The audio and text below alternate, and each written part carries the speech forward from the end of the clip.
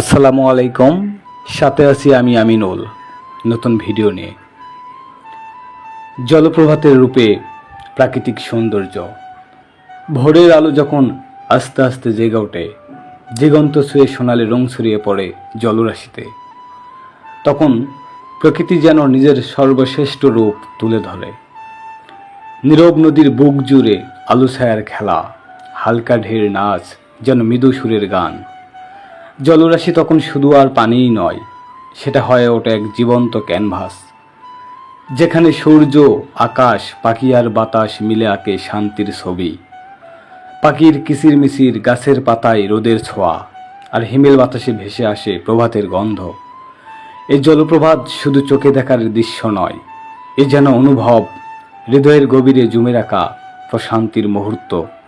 প্রতিদিনের ক্লান্ত জীবনকে যেন এক মুহূর্তে করে তোলে নির্মল ও শান্ত।